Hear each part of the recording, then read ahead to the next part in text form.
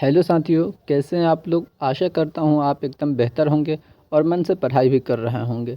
तो साथियों, आज के हम लोग इस वीडियो के माध्यम से गणित के बेसिक बातों के बारे में जानेंगे, जो सभी विद्यार्थियों को जानना ज़रूरी हो जाता है। क्योंकि हम हर जगह गणित का उपयोग करते हैं, इसलिए गणित के बेसिक बातों को जानना हमें ज़रूरी हो जाता है साथियों। ठीक है, तो चलिए साथियों, हम आगे चलते हैं और गणित के बेसिक चीज़ों को जानते हैं, गणित के परिचय के बारे में जानते हैं।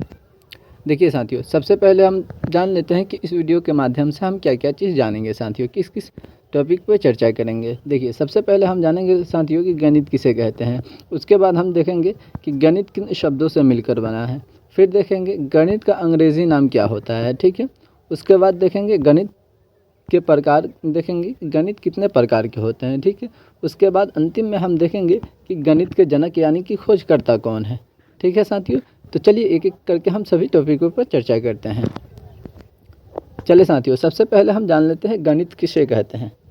तो साथियों, गणित ऐसे विद्याओं के समूह को कहते हैं जिसके अंतर्गत संख्याओं, मात्राओं, परिणामों, रूपों और उनके आपसी रिश्ते, गुण, स्वभाव इत्यादि का अध्ययन करा जाता है। ठीक है, गणित ऐसे विद्याओं के समूह को कहते हैं जिसके अंतर्गत संख्याओं, मात्राओं, परिणामों, रूपों और उनके आपसी रिश्ते, गुण, स्वभाव इत्यादि का अध्ययन करते हैं। ठीक है साथियों, या आप सिंपल साधारण भाषा में अगर आप कहना चाहते हैं तो कह सकते हैं किसी वस्तु का गणना या लेखा जोखा करना ही, किसी वस्तु का गणना या लेखा जोखा करना ही क्या गणित कहलाता है। ठीक है साथियों, एकदम सिंपल भाषा में आप कह सकते हैं। चले साथियों, अब आगे चलते हैं। चलिए साथियों, नेक्स्ट हमारा जो टॉपिक हो जाता है वह है कि गणित किन शब्दों से मिलकर बना होता है। तो साथियों, हम आपको बता दें, गणित जो है वो दो शब्दों से मिलकर बना होता है। गणित जो है वो दो शब्दों से मिलकर बना होता है। पहला गण और दूसरा अनित। गण का मतलब साथियों होता है गणना करना और अनित का मतलब होता है आंकड़ा। अर्थात हम शब्दों के आधार पर गणित का परिभाषा कह सकते हैं कि आंकड़ों का गणना करना ही गणित कहलाता है। आंकड़ों का गणना करना ही गणित कहलाता है। ठीक है साथियों, चले आगे चलते हैं।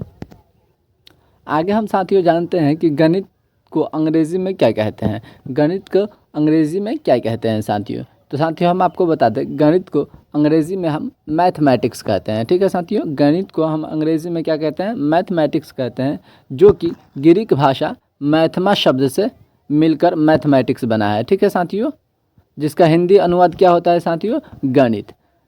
मैथमेटिक्स जो है वो मैथमा शब्द, ग्रीक भाषा के मैथमा शब्द से मिलकर मैथमेटिक्स बना है, जिसका हिंदी अनुवाद क्या होता है साथियों, गणित होता है। ये याद रखेंगे, बहुत इम्पोर्टेंट ये पॉइंट हो जाता है साथियों। ठीक है, चले साथियों आगे चलते हैं। आगे हम जानेंगे साथियों कि गणित जो है वो कितने प्रकार का होता है। गणित आखिर कितने प्रकार का होता है। तो साथियों, हम आपको बता दें, गणित जो होता है वो मुख्यतः 3 प्रकार का होता है। ठीक है, ऐसे में गणित तो साथियों बहुत प्रकार के होता है, लेकिन मुख्यतः जो होता है गणित वो 3 ही प्रकार का होता है। पहला अंक गणित, दूसरा बीजगणित, तीसरा रेखा गणित। ठीक है साथियों, आप 3 ही याद रखेंगे क्योंकि मुख्यतः 3 ही प्रकार के होता है। ठीक है साथियों, चले अब आगे चलते हैं हम साथियों। आगे हम जानेंगे साथियों कि गणित का जनक यानी कि खोजकर्ता हम किसे कहते हैं। ठीक है साथियों, गणित का जनक यानी कि खोजकर्ता किसे कहते हैं। तो साथियों, हम आपको बता दें, गणित का जनक जो है वो आर्किमिडीज को गणित का जनक कहा जाता है। आर्किमिडीज को गणित का जनक कहा जाता है, लेकिन सामान्यतः भारत में साथियों आर्यभट्ट को, किसको, आर्यभट्ट को गणित का जन्मदाता कहते हैं। क्योंकि आर्यभट्ट को गणित का जन्मदाता इसलिए कहते हैं क्योंकि इन्होंने शून्य का आविष्कार किया था। ठीक है, इसलिए गणित का जनक किसे कहा जाता है, आर्यभट्ट को कहा जाता है। अगर ये शून्य का आविष्कार ना करते तो गणित का अगला अंक ही नहीं पूरा हो पाता। जैसे अगर ये शून्य का आविष्कार नहीं कर पाते तो 10 बन पाता नहीं बन पाता, 100 बन पाता नहीं बन पाता। इसलिए आर्यभट्ट का गणित में बहुत ज़्यादा योगदान है। इसी कारण है कि भारत में इन्हें गणित का जन्मदाता माना जाता है, क्योंकि मानना भी चाहिए क्योंकि इनका गणित में बहुत ज़्यादा योगदान है। ठीक है साथियों, चलिए आगे चलते हैं। बस आज के लिए इतना ही साथियों, फिर मिलेंगे हम नेक्स्ट वीडियो में। अब देखिए साथियों, ये हमारा गणित का इंट्रोडक्शन था, गणित का परिचय था। ठीक है, इसके बाद हम लोग चालू करने वाले हैं क्लास 10th का मैथ। इसलिए हम आपको सबसे पहले गणित का इंट्रोडक्शन बता दिए। ठीक है साथियों, चलिए आज के लिए इतना ही, फिर मिलते हैं नेक्स्ट वीडियो में। तब तक के लिए जय हिंद।